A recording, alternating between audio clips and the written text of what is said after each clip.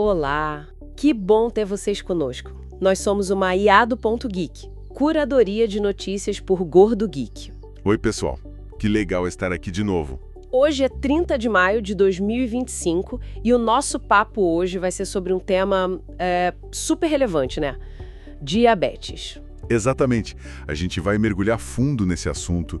Vamos tentar entender o que é a condição, olhar um pouco para a história, sabe? Sim, ver como era antes. Isso. E aí, claro, falar dos tratamentos de hoje, as novidades, essas canetas emagrecedoras que todo mundo comenta. Ah, essas canetas, muita gente usando, né? Ozempic, Mounjaro, vamos falar delas. Vamos sim. E também dos medidores contínuos de glicose, os CGMs, que são uma tecnologia, assim, incrível. E para fechar, dá uma olhada nas ideias de um livro que fez barulho, o A Revolução da Glicose. Ótimo. A ideia é pegar todo esse material que a gente recebeu, mastigar ele bem e entregar um panorama claro, né? Conectar as informações importantes para quem nos ouve. Perfeito. É um tema complexo, mas a gente vai tentar simplificar sem perder a profundidade. Então, para começar do começo mesmo, o que é o diabetes? Assim, de um jeito fácil de entender. Olha, basicamente, o diabetes é uma condição que afeta como o nosso corpo usa a glicose. Glicose é o açúcar que vem da comida, nossa principal fonte de energia, sabe? Sei. Tipo o combustível do corpo. Isso aí. E para essa glicose entrar nas nossas células e virar energia, a gente precisa da insulina. A insulina é um hormônio produzido lá no pâncreas. Ela funciona como se fosse uma chave. Uma chave que abre a porta da célula para a glicose entrar. Exatamente essa analogia. No diabetes, ou o pâncreas não produz insulina suficiente, ou as células do corpo não respondem bem a essa insulina, ficam meio resistentes. Aí a chave não funciona direito. E a glicose fica acumulada no sangue, é isso? Precisa. A glicose não consegue entrar na célula para ser usada, então o nível dela no sangue sobe. E esse excesso de glicose no sangue a longo prazo pode causar vários problemas de saúde. Entendi. E a gente ouve falar em tipos diferentes de diabetes, né? Tipo 1, tipo 2. Qual a diferença principal? Boa pergunta. Os mais comuns são esses dois mesmo. O tipo 1, geralmente diagnosticado em crianças e jovens adultos, é uma doença autoimune. Autoimune, o que isso quer dizer? Quer dizer que o próprio sistema de defesa do corpo, que deveria atacar vírus e bactérias, se confunde e ataca as células do pâncreas que produzem insulina. Destrói essas células. Nossa, então a pessoa com tipo 1 produz muito pouca ou nenhuma insulina. Exato. Ela precisa tomar injeções de insulina todo dia para sobreviver. Não tem a ver com o estilo de vida, é uma condição que simplesmente acontece. Tá, claro. E o tipo 2? O tipo 2 é bem mais comum, responde por uns 90% dos casos. Ele geralmente aparece em adultos, mas está ficando mais frequente em jovens também por causa de fatores como obesidade e sedentarismo. Ah, então esse tem mais a ver com os hábitos. Tem uma ligação forte, sim. No tipo 2, o corpo até produz insulina, pelo menos no começo, mas as células não respondem a ela como deveriam. É a tal da resistência à insulina. Com o tempo, o pâncreas pode ficar sobrecarregado e diminuir a produção também. Entendi. Então no tipo 1 falta a chave e no tipo 2 a fechadura também emperrada, digamos assim. É uma boa forma de pensar, sim. E o tratamento do tipo 2 pode envolver mudança de hábitos, medicamentos orais e, em alguns casos, também a insulina. Legal essa explicação. E você mencionou a história. É verdade que já sabiam do diabetes há muito tempo? Sim, é impressionante. Tem registros muito antigos, tipo papiros do Egito Antigo, textos da Índia, que descrevem uma condição com sintomas que batem com o diabetes. Falavam de sede excessiva, urinar muito. E aquela história da urina de mel, é verdade? É sim. Médicos antigos notaram que a urina de certas pessoas atraía formigas e outros insetos. Eles perceberam que era doce. Daí o termo diabetes mellitus, que vem do grego e latim, significando algo como passar através, diabetes, e doce como mel, mellitus. Que coisa! Imagina diagnosticar assim. E os tratamentos naquela época? Devia ser complicado. Nossa, nem fala. As opções eram muito limitadas e, francamente, meio desesperadoras. A gente encontra relatos de dietas de fome, sabe? Restrição calórica extrema, que obviamente trazia outros problemas. Dietas de fome? Que horror! Pois é, e tinha umas coisas ainda mais bizarras que algumas fontes mencionam, tipo a tal cerveja de urina. A ideia era que, de alguma forma, isso ajudaria. Mas claro, sem nenhuma base científica. Era o que se tentava na falta de opção. Meu Deus, ainda bem que a ciência avançou muito, né? A descoberta da insulina deve ter sido um divisor de águas. Absolutamente. Foi lá no começo dos anos 1920, por pesquisadores canadenses Banting e Best principalmente. Isso transformou o diabetes tipo 1 de uma sentença de morte rápida em uma condição crônica gerenciável. Foi um marco gigantesco. Uma esperança real para as pessoas. Mas aí entra uma questão que a gente vê muito hoje em dia, né? O custo da insulina. E em muitos lugares, especialmente nos Estados Unidos, tem um preço absurdo. A gente vê notícias de pessoas que precisam racionar a insulina ou que gastam uma fortuna todo mês. É chocante. É revoltante. Existem vários fatores envolvidos: o sistema de saúde americano, patentes, intermediários. Mas o resultado é que o acesso é muito difícil para muita gente lá. E aqui no Brasil? A situação é diferente. Aqui no Brasil, felizmente, o SUS fornece insulina, tanto as mais básicas quanto algumas mais modernas. Isso faz uma diferença enorme no acesso. Mas claro, mesmo aqui, o custo de insulinas mais novas ou de outros medicamentos e tecnologias ainda pode ser uma barreira para muita gente, dependendo do tipo de tratamento. Entendi. Não é o mesmo nível de crise dos Estados Unidos, mas o custo ainda pesa. Pesa sim. E isso nos leva direto para outra revolução recente no tratamento, especialmente do tipo 2 e da obesidade. As tais canetas emagrecedoras. Ah, sim. Ozempic, Wegovy, Mounjaro, Zepbound, Saxenda, Victoza também entram nessa categoria, né? Então, como elas funcionam exatamente? Então, esses medicamentos pertencem a uma classe chamada agonistas dos receptores de GLP-1. O GLP-1 é um hormônio que nosso intestino libera naturalmente quando a gente come. Um hormônio natural. Isso. E ele tem várias funções. Avisa o cérebro que estamos satisfeitos, diminui a velocidade com que a comida sai do estômago e também estimula o pâncreas a liberar insulina de forma mais eficiente quando a glicose sobe. Entendi. E esses remédios imitam esse hormônio? Exatamente. Eles ligam nos mesmos receptores que o GLP-1 natural ligaria, só que eles duram mais tempo no corpo.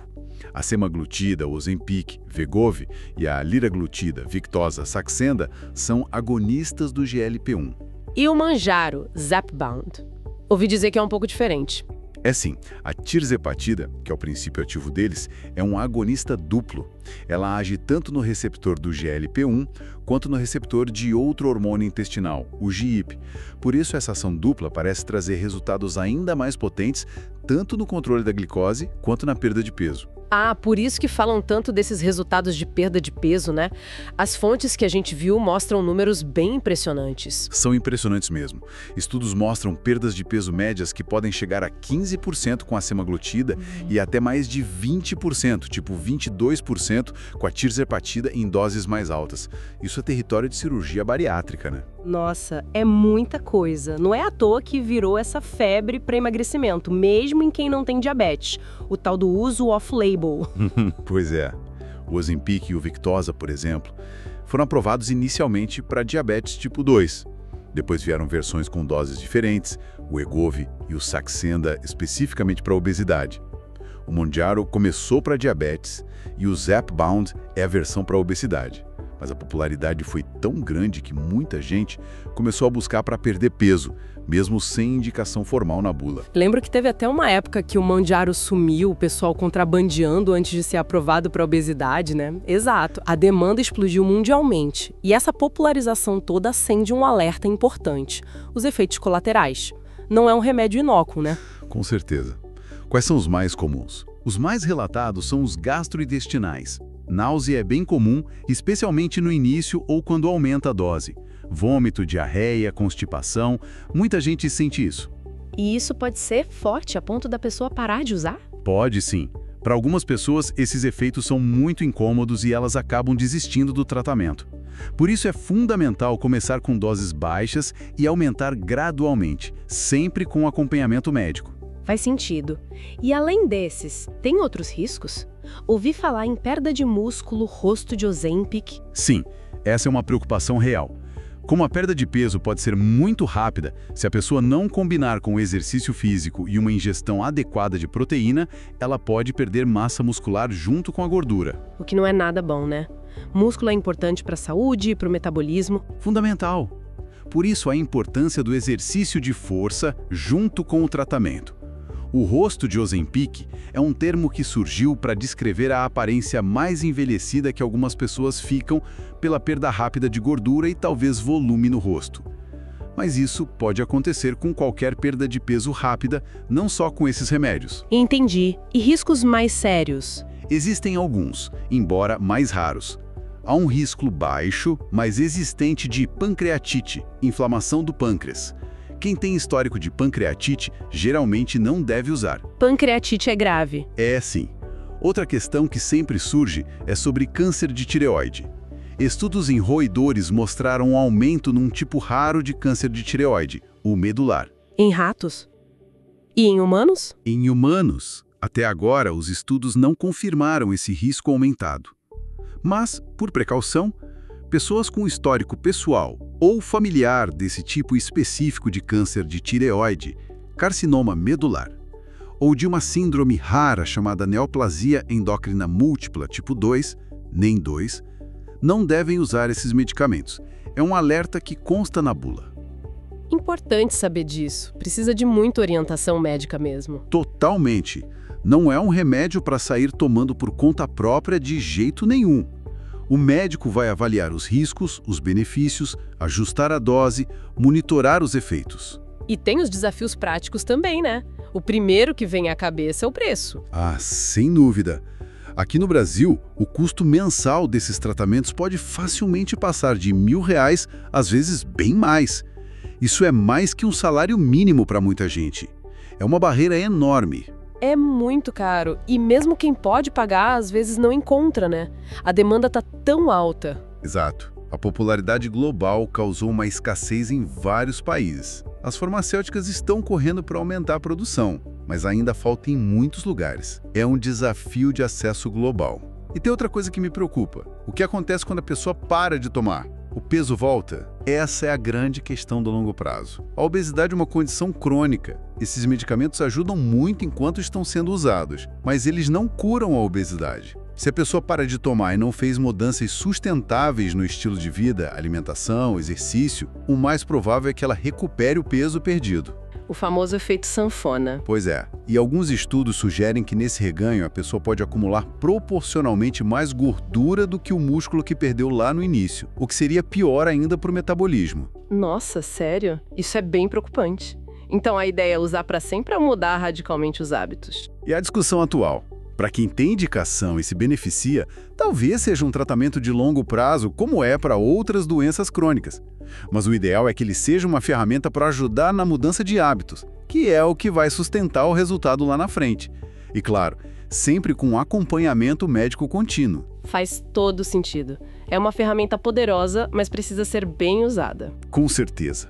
E o impacto econômico disso tudo é gigantesco. A Novo Nordisk, que faz o Ozempic e o Wegovy, se tornou a empresa mais valiosa da Europa por causa desses medicamentos. A Eli Lilly, do Mounjaro e Zepbound, também disparou. É um mercado bilionário. Impressionante. E você mencionou patentes. A liraglutida Victoza Saxenda vai perder a patente em breve, né? Isso pode ajudar. Sim, a previsão é para 2025. Isso abre a porta para versões genéricas ou biosimilares, que geralmente são mais baratas. Pode aumentar um pouco a acessibilidade, pelo menos para essa molécula mais antiga. Para as mais novas, como a semaglutida e a tirzepatida, ainda vai demorar mais. Entendi. Bom, falamos bastante das canetas, agora vamos mudar um pouco o foco e falar de como a gente monitora a glicose. As picadinhas no dedo ainda são a realidade para muita gente, né? Ainda são, infelizmente. Aquele aparelhinho, o glicosímetro de ponta de dedo, foi um avanço na época, mas exige várias picadas ao longo do dia, o que é incômodo, doloroso e só te dá uma foto daquele momento exato. Uma foto? Como assim? É um valor isolado. Você não sabe se a glicose estava subindo, descendo ou estável antes daquela medida. É como olhar uma foto em vez de ver o filme completo. Ah, entendi. E aí entram os medidores contínuos de glicose, os CGMs. Eles mostram o filme. Exatamente, essa é a grande revolução do CGM. É um sensorzinho, geralmente um filamento fino que fica inserido sob a pele, normalmente no braço ou abdômen, e ele mede a glicose no líquido que fica entre as células, o líquido intersticial. E mede o tempo todo. Isso, continuamente, 24 horas por dia. Ele manda essas leituras para um leitor ou direto para o celular. Aí você não vê só o número, mas também uma seta de tendência, se está subindo rápido, devagar, estável ou caindo. Nossa, isso deve dar uma segurança muito maior. Total. Você consegue ver o impacto da comida, do exercício, do estresse na sua glicose em tempo real. E muitos sistemas têm alarmes que te avisam se a glicose está ficando muito baixa, hipoglicemia, ou muito alta, hiperglicemia, antes mesmo de você sentir alguma coisa. Isso pode salvar vidas, literalmente, né? Evitar uma hipoglicemia severa durante a noite, por exemplo. Com certeza. Para quem usa insulina, especialmente no diabetes tipo 1, o medo da hipoglicemia noturna é muito real. O CGM traz uma tranquilidade imensa nesse sentido e ajuda a tomar decisões melhores no dia a dia para manter a glicose mais tempo no alvo. Quais são as opções que a gente tem aqui no Brasil? Eu ouvi falar do Freestyle Libre. O Libre, da Abbott, é o mais conhecido e acessível por aqui. A gente já tem o Libre 1, o Libre 2 e agora mais recentemente chegou o Libre 2 Plus. Eles duram 15 dias. E qual a diferença entre eles? O 2 e o 2 Plus têm alarmes, né? Isso. O Libre 1 só mostrava a leitura quando você escaneava o sensor com o leitor ou celular. O Libre 2 e o 2 Plus enviam alarmes opcionais para o celular via Bluetooth se a glicose sair do intervalo que você definiu, mesmo sem escanear. O 2 Plus tem algumas melhorias de precisão também. Legal. E tem outros? Dexcom, Medtronic? Tem sim. O Dexcom G6 é considerado muito preciso e tem ótima conectividade com bombas de insulina. Mas aqui no Brasil geralmente só via importação direta, o que encarece bastante. A Medtronic tem o Guardian, que se integra com as bombas de insulina deles. Bombas de insulina? Como funciona essa integração? É o que chamam de sistema de pâncreas artificial ou closed loop. A bomba de insulina recebe as leituras do CGM e ajusta a administração de insulina automaticamente, tentando manter a glicose no alvo. É o mais perto que a gente tem hoje de um pâncreas funcionando. Uau! Isso é tecnologia de ponta mesmo. É assim. Além desses, tem outras marcas entrando no mercado brasileiro, como o Medlivenson Smart, o Sibionics GS1. A concorrência está aumentando, o que é bom. E lá fora? Quais são as novidades que ainda não chegaram aqui com força? Lá fora eles já estão usando o Freestyle Libre 3, que é bem menor, do tamanho de uma moeda, e envia leituras para o celular a cada minuto, sem precisar escanear. Tem o Dexcom G7, também menor e mais rápido para aquecer que o G6. Menores e mais automáticos, então. Isso. E tem tecnologias bem diferentes, como o Eversense 3. Esse é um sensor implantável. Implantável? Como assim? Ficar dentro do corpo? Sim, um médico insere um sensorzinho minúsculo sobre a pele do braço, num procedimento rápido no consultório. E ele dura 6 meses. Você usa um transmissor por cima da pele para mandar os dados para o celular. 6 meses? Sem precisar trocar o sensor? Isso é incrível. É um conceito bem interessante, né? Elimina a troca frequente. E tem empresas trabalhando em CGMs que usam inteligência artificial, como o Roche Smart Guide, para prever as variações de glicose com mais antecedência ainda. O futuro parece promissor nessa área, mas imagino que o acesso e o custo ainda sejam questões importantes, né? Mesmo aqui no Brasil com o Libre. Com certeza. O Libre, apesar de ser mais acessível, ainda representa um custo mensal considerável para muita gente. Os outros modelos costumam ser ainda mais caros. O SUS até fornece para alguns casos específicos de diabetes tipo 1, mas a cobertura ainda é limitada. É parecido com a situação da insulina e das canetas, então. A tecnologia avança, mas o acesso não acompanha na mesma velocidade para todos. Infelizmente, é uma realidade. O custo-benefício é enorme para a qualidade de vida e prevenção de complicações, mas a barreira financeira ainda existe. E a disponibilidade dos modelos mais novos também demora mais para chegar aqui do que na Europa ou nos Estados Unidos. Entendi. Bom, a gente falou de diagnóstico, tratamento, monitoramento. Agora, para complementar, vamos trazer as ideias da Jessie Inchauspé, a Glucose Goddess, do livro A Revolução da Glicose. O que ela propõe? A Jessie Inchauspé traz uma perspectiva interessante porque ela foca não só em quem tem diabetes, mas em todo mundo. A ideia central dela é que controlar os picos de glicose depois que a gente come é benéfico para a saúde de forma geral. Picos de glicose. Mesmo quem não tem diabetes tem isso. Sim, é normal a glicose subir depois de comer, principalmente carboidratos. Mas quando essa subida é muito rápida e muito alta, seguida por uma queda também rápida, isso gera um estresse do corpo. E que tipo de problema isso pode causar? Segundo ela e os estudos que ela cita, esses picos e vales frequentes podem contribuir para a sensação de fome logo depois de comer, cansaço, névoa mental, inflamação crônica, envelhecimento acelerado da pele e, a longo prazo, aumentar o risco de desenvolver resistência à insulina e até diabetes tipo 2. Nossa, bastante coisa. Então a ideia é achatar a curva da glicose depois de comer. Exatamente. Evitar essas montanhas russas de glicose. E o legal do livro é que ela dá dicas bem práticas e baseadas em ciência para fazer isso sem precisar cortar radicalmente os carboidratos ou fazer dietas malucas. Que tipo de dicas? São os hacks que ela popularizou. Por exemplo, a ordem dos alimentos importa muito. Ela sugere comer primeiro a salada ou os vegetais, fibras, depois as proteínas e gorduras e deixar os amidos e açúcares, carboidratos, por último na refeição. Comer a salada antes do macarrão, por exemplo? Por quê? As fibras da salada formam uma espécie de malha no intestino que diminui a velocidade com que os carboidratos do macarrão vão ser digeridos e absorvidos.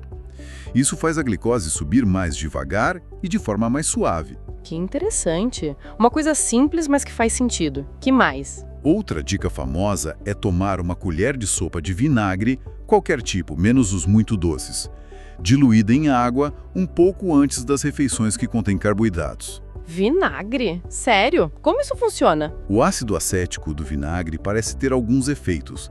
Ele pode inativar temporariamente uma enzima que quebra os amidos e também pode ajudar os músculos a captar mais glicose do sangue. O resultado é um pico de glicose menor depois de comer. Que curioso! E funciona mesmo? Os estudos que ela apresenta mostram que sim, pode reduzir o pico de glicose significativamente. É uma ferramenta simples e barata. Legal. E tem mais alguma dica-chave? Sim, a última, muito falada, é se movimentar depois de comer. Não precisa ser nada intenso. Uma caminhada leve de 10 a 20 minutos depois das refeições principais ajuda muito. Por quê? Porque quando a gente se exercita, os músculos usam a glicose que está circulando no sangue como energia, mesmo sem precisar tanto da insulina. É como se você abrisse uma porta extra para a glicose sair do sangue e entrar no músculo. Isso ajuda a baixar o nível de glicose depois da refeição. Faz todo sentido. São dicas bem acessíveis, né? Não é nada radical. Exato. Esse é o ponto forte da abordagem dela. São mudanças de hábitos sustentáveis, que qualquer um pode tentar implementar. O foco não é em restrição, mas em otimizar a forma como a gente come o que já come, para ter um impacto melhor na nossa glicose e na nossa saúde metabólica geral. É democratizar esse conhecimento. Gostei dessa perspectiva. Complementa bem tudo que a gente falou sobre tratamento e monitoramento para quem já tem a condição. Sem dúvida. Ajuda a entender que a forma como o nosso corpo lida com a glicose é importante para todo mundo. Então, fazendo um balanço de tudo que a gente conversou. O cenário é de muito avanço, né? Tanto nos remédios, com as canetas e outras classes, quanto no jeito de monitorar, com os CGMs. Traz muita esperança. Muita esperança, sim. As ferramentas que temos hoje para controlar o diabetes e a obesidade são muito mais eficazes e convenientes do que há poucos anos.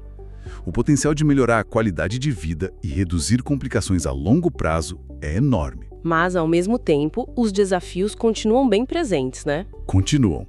O custo é o principal, eu diria. Como garantir que esses avanços cheguem a quem precisa e não só a quem pode pagar? O acesso ainda é muito desigual, aqui e no mundo. Verdade. E a necessidade de acompanhamento médico qualificado para usar essas tecnologias e medicamentos de uma forma segura e eficaz. Não dá para banalizar. De jeito nenhum. O risco de mau uso, de efeitos colaterais não gerenciados, de reganho de peso, tudo isso precisa ser considerado. E para alguns desses tratamentos mais novos, os efeitos a longo prazo, décadas de uso, a gente ainda está aprendendo. Então, fica aquela reflexão final, né? A gente tem tecnologias quase de ficção científica chegando, com potencial transformador imenso para a saúde pública. Sim. Mas como a gente faz para equilibrar isso? Como garantir que esse potencial se traduz em benefício real para a sociedade como um todo, de forma justa, responsável e que os sistemas de saúde consigam bancar? É a pergunta de milhões, né? Como tornar a inovação sustentável e acessível? É um debate urgente e necessário que envolve pacientes, médicos, governo, indústria, todo mundo. Não tem resposta fácil. Uma questão para a gente continuar pensando e acompanhando. Foi uma ótima conversa, muito esclarecedora. Eu que agradeço a oportunidade. É sempre bom poder discutir esses temas a fundo. Com certeza. E agradecemos a companhia de quem nos ouviu até aqui nesta análise. É isso aí, pessoal. Se você gostou desta análise, deixe seus comentários, curta e compartilhe com quem possa se interessar. Ajuda muito a gente a continuar trazendo esse tipo de conteúdo. Até a próxima. Até!